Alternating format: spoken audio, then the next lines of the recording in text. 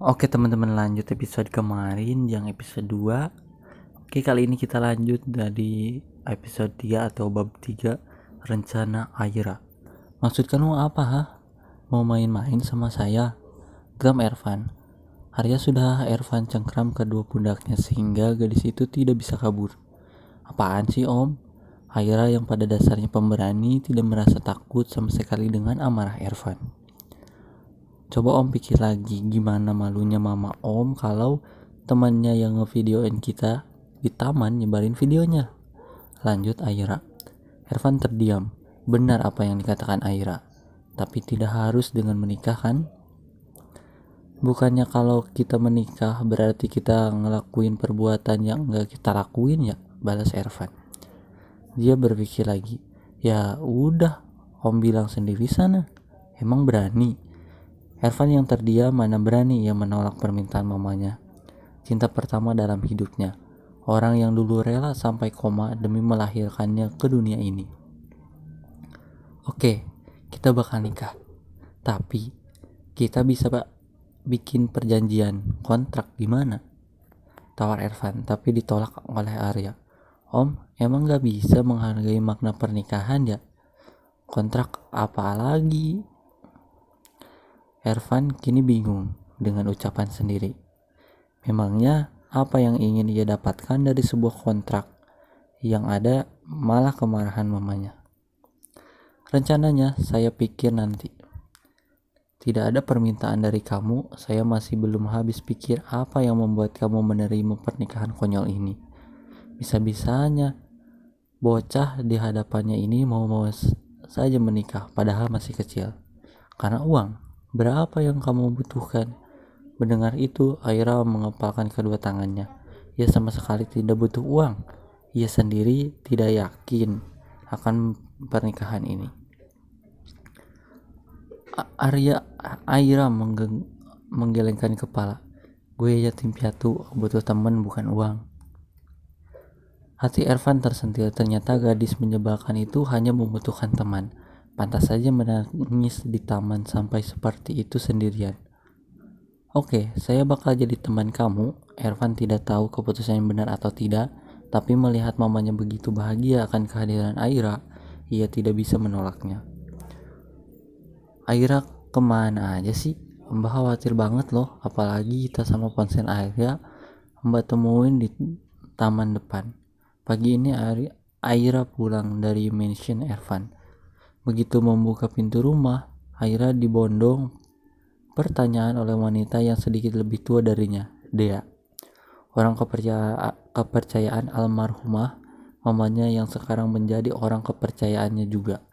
Maaf mbak, kemarin ada kejadian gitu di taman. Aira menjatuhkan dirinya di sofa rumahnya.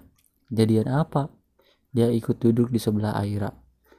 Dia tidak tinggal di rumah Aira, hanya sesekali menjenguk, dan jika ada masalah yang perlu mereka selesaikan saja mereka akan bertemu. Aira menghela napas sebelum menjawab. Intinya, Aira sama om-om itu nggak sengaja kepeleset. Aira tertindih. Sianya mama dari om itu lihat, marah-marah, habis itu maksa suruh kita nikah. What? Kaget dia. Om siapa? Jelek banget nggak? Perutnya buncit, kumisnya tebel, atau malah udah punya cucu? Tanya dia beruntun. Ngeri sendiri kalau melihat gadis yang diberlakukan seperti berlian ini harus menikah dengan om-om. Mbak mungkin kenal, namanya Om Ervan, jawab Aira. Dia berpikir sejenak, sepertinya ia mengenal nama itu. Dia menegakkan duduknya saat mengingat sesuatu. Ervan Hendrik. Aira mengangguk. Dia membulatkan matanya dengan tangan yang menutup mulut. Kaget kan? Aku juga kaget kemarin gitu mbak. Awalnya aku nggak tahu Om Ervan tuh anak Willy. Aira berkata sembari melihat jam. Ternyata sudah jam 9 pagi, berarti hari ini ia bolos sekolah. Beruntung banget sih kamu, padahal mbak yang pingin banget ketemu sama cewek tampan itu. Kalau ini mah bukan om-om perut bunci, tapi sispek. Ku minta enggak kumisnya enggak tebel, yang tebel dompetnya. Aira hanya memutar bola matanya ke tengah. Apanya yang beruntung coba ketemu sama om-om nyebelin? Kamu ketemu dong sama tuh Willy? Tanya dia dengan sama tidak sopannya dengan Aira. Menyebut nama orang tuanya tanpa embel-embel apapun. Aira mengangguk. Willy sok enggak kenal, ya udah aku ikutin permintaannya. Akhirnya semalam udah diputusin kalau aku harus nikah sama Om Ervan. Jangan gitu deh Aira.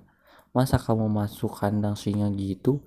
Dia menggelengkan kepala tidak percaya. Aku nggak gila, tapi pintar mbak.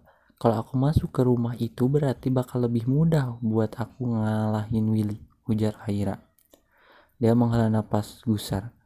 Itu terlalu beresiko Aira. Kalau kamu dibunuh waktu tidur gimana? Kalau suami kamu nanti ikut-ikutan nyelakain kamu gimana? Percaya sama aku ya mbak, kakak masih butuh keadilan. Aku pasti bisa balas kematian Kak Dev, ucap Aira dengan yakin. Akhirnya dia mengangguk hati-hati.